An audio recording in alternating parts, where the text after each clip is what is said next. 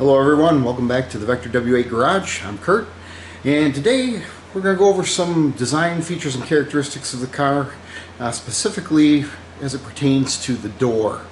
Some firsts for Vector Automotive and firsts for the car industry. There's some unique features to this door that we'll run through. Also the window mechanisms and the operation of the door windows, etc. A lot of people have seen those, but I've never seen them in action and how they work and how they were designed. So we'll go through some of that, and hopefully you guys will enjoy today's episode.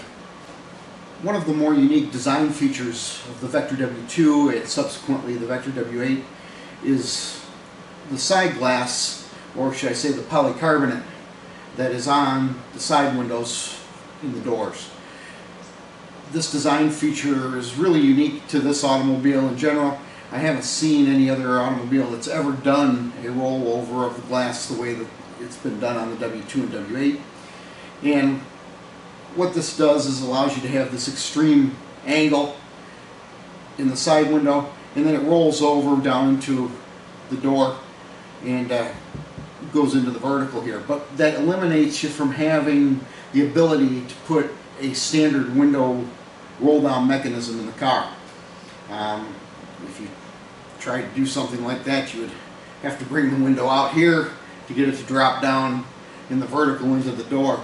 So there's no way for that to happen.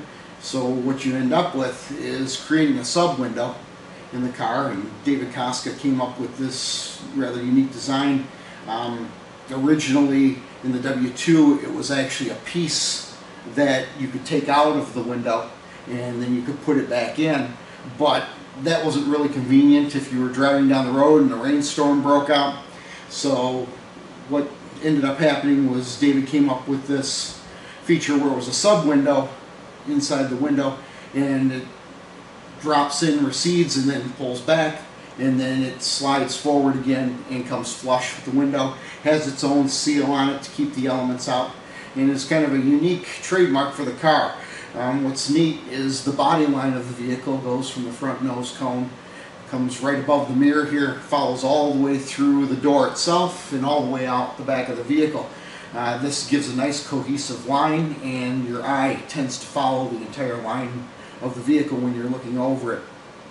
So kind of a unique design feature, something that was special to Vector itself, and really kind of highlights the body lines of the vehicle and keeps them intact by allowing the window to roll over itself and do this. Now this window was manufactured by the same people who manufactured the canopies for the F-18, the F-16 and the F-14. So another aircraft element in the automobile, and it's a polycarbonate with a hard coat on it, and pretty scratch resistant. For what it is, it's for a car that's 30 years old, still looks to be in very good shape, and it's held up very well over the years. Another Vector Automotive first was side impact door beams. The doors themselves have a very large steel tube that runs from the hinge mechanism all the way back to the door latch itself, and it's an integral part of the body itself. This was one of the first automobiles ever to have a side impact door beam, and if you check history you'll find that Vector doing this in 1985 predates any of the NHTSA and DOT requirements for crash testing. So this was quite a feat for the Vector Automotive team to do. Jerry had made sure that the car was above all safe. When this car was crash tested at DOT in Ann Arbor, the car passed at the highest level the DOT laboratory had ever seen in the history of DOT crash tests. We were able to achieve the crash test requirements with one vehicle. That was unheard of at DOT. Typically, with any manufacturer, you'll take the at least 7, 8, maybe 9 automobiles there to be crash tested. And you'll get your front crash, you'll get your rear crash, you'll get side impact on driver's side, side impact on passenger side. They do a roof crush test, etc. And what amazed DOT is that after every single test that it went through, the vehicle drove to the next test. It wasn't towed around at DOT. The only time it was in tow was during the crash test itself, when DOT would hook the cable up to it, pull it into a barrier. So that was an amazing feat. We had a big placard out at Vector Automotive that used to hang on the wall in the front office that said that we had passed at the highest level the DOT had ever seen, and it was quite an accomplishment and quite a feat for Vector Automotive to have done that with this automobile. Now again, at the time, there were no offset impact tests. This predated offset impacts. I don't know how well the car would actually do today in an offset impact, but for its time when it was manufactured, it was one of the safest automobiles in the world. When looking at the door hinge mechanism and the door beam itself, you can see it from this angle. The door beam that runs through the door, that is the side impact beam, and it's pretty large diameter, about 2 inches in diameter, and is a very stout piece in case of impact.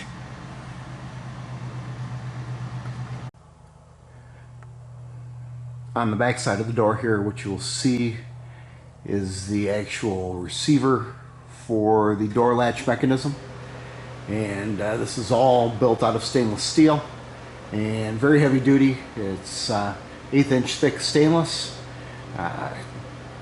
Does a great job. It's got a centering pin in it, which centers the door, makes sure it has a nice positive lockdown and centering when it's shut.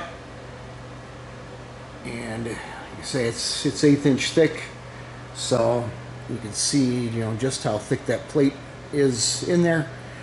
Very heavy duty. This is attached directly to that door beam that is through there, so this works in conjunction with the door beam for part of the safety cage that is in the car. Everything is triangulated from a roll cage perspective inside this automobile. It's kind of got a unique setup in it.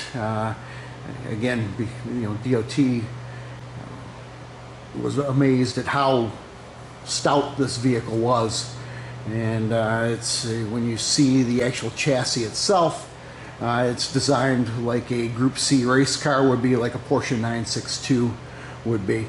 And I'll do some comparisons with that eventually and show you guys just how that was manufactured. Now, on the other side, what you've got is the door pin itself, and this is a stainless steel door pin, incredibly stout, bolted directly to the chassis. The latch mechanism connects there when it's closed to keep it shut, and this is incredibly durable and capable of taking a pretty heavy hit from another automobile on the side and still keep the occupant safe inside this vehicle. One of the nicer design features on the later model W8s was the addition of this NACA style duct into the mirrors. This ducted air into the interior. There's an eyeball vent inside that you can adjust. It's an aircraft style eyeball vent that's off of a jet fighter slash typical passenger style aircraft for cooling people and their body temperatures down. So it ducts air in very, very efficiently. It's amazing how much air you get at even lower miles per hour. If you're only doing 10-15 miles per hour, the amount of air that gets ducted in there is very sufficient for keeping passengers cool if you don't have the air conditioning on. And there's a lot of times where it's 70, 72 degrees that you don't need to have the air conditioning on in the automobile, and this is nice to get some airflow in. The problem you have with the windows here on the side is because of the aerodynamics of the car, as wind is coming around the windshield and coming over the front fenders, etc., it blows right over the top of this window. It's very, the laminar flow of it is not upset as the wind is coming over the top of this window. So you don't get a lot of air movement inside the vehicle if you have the side windows open. So that doesn't help cool down the passengers at all if you're driving around. So this ductwork itself in the mirror is sufficient for doing all of that. And I'm grateful for it being in my car, since my car is one of the later cars built in the series. And it's very nice, comes in very handy when I'm just driving around on moderate to cool days. So in keeping with the jet fighter theme of the car, this is the eyeball vent that I referred to earlier. It's right here in the front of the window, and can easily be opened by twisting. And now you've got a fully opened vent, and that directs air in from outside at a very rapid rate. It's wonderful for keeping you cool on those moderate climate days when you don't really need the air conditioning and you just want a nice breeze blowing inside the car. That works like a champ and puts in a lot more airflow than you would think. And even at low speeds, 10-15 miles per hour, it ducts a pretty tremendous amount of air inside and keeps the occupants nice and cool. So just a nice easy rotation of it, and you're sealed up from the elements, and that's how that works and functions. Now, one of the other items is the door design itself. You've of course got the large structural side impact door beam that's inside here, 2 inches in diameter, doing a great job of keeping the occupant safety in it.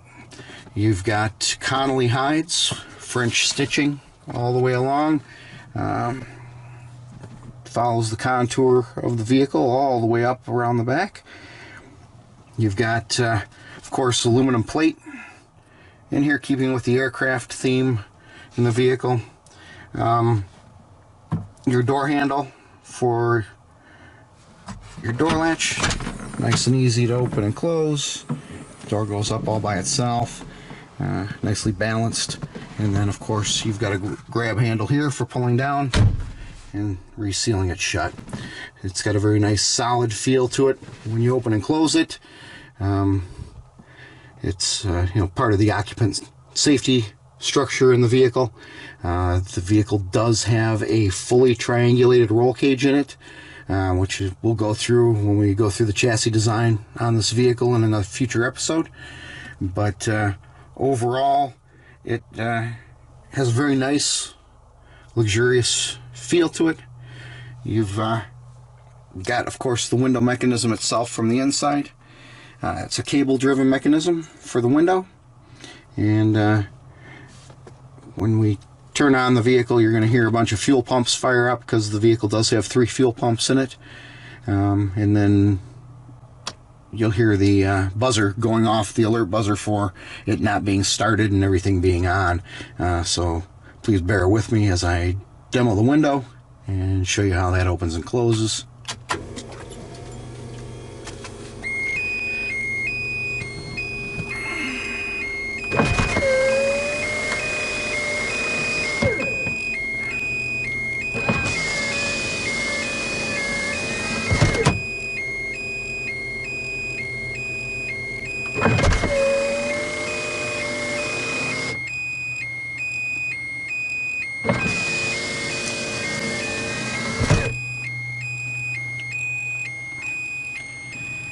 So there's a purpose behind this window and the way that it was designed and developed, and we'll talk about that here for a second. Originally, David Costco was tasked with creating a window mechanism that would slide back and forth. Eventually you're going to get pulled over by a police officer and have to hand him your license at some point in time. So Jerry had this window designed by David, and what happened was David came up with a mechanical mechanism where you had a handle that you would grab a hold of, and then you would slide it back on tracks that were actually attached to the polycarbonate itself. And in doing so, it created a nice little mechanism that you could just open and close by hand, and did very well. Jerry, when designing this vehicle, did not design it with kid gloves. Bull in a china shop might be a better way to put it. Jerry was very adamant that everything in this vehicle had to be built to last the life of the man who owned the car. And so everything had to be durable, everything had to be kind of super heavy duty. And so in order to keep with that theme, Jerry got into the car one night, was going to take the vehicle home. David was very proud of all the work he had done because it was quite an elegant mechanism. It really functioned well, did exactly what it was intended to do. And Jerry got in the car, grabbed a hold of it, and ripped it clean off the window and threw it out across the shop floor and said, "Start over again." So Mr. Casca went back to the drawing board and came up with a mechanism that he knew would work because the occupant never had to touch it. So it became an electric window, cable driven, of course, so the motor mechanism is inside the door itself, a bunch of cables running this back and forth, and created a system that was quite elegant in its design and function, and it does a great job for its intended purpose. But Jerry definitely was the one who pushed to have something more unique like this in the vehicle, because he did not handle it very gingerly. So that's how it got to where it is, and it's kind of a unique feature of this automobile.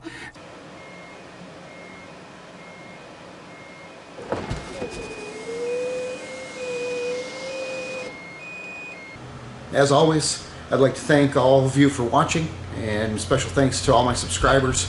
Please hit that like, subscribe, and share button. It helps us out greatly. It allows me to continue to make these videos and keep bringing you the content on this channel. As usual, please, if you have any questions about the car, please put it in the comments below. I will try and answer them as best I can. Also, if there's something you want to see in a future episode or you'd like me to cover, please let me know what that is. I'm going to continue to kind of go through the car piece by piece, item by item, and let you guys know everything about it. This is kind of a unique opportunity for you guys to be able to see the inner workings of the car itself and how it was built, manufactured, put together, and some of the purpose and reasons behind that. I'm hoping that you're liking what you're seeing here.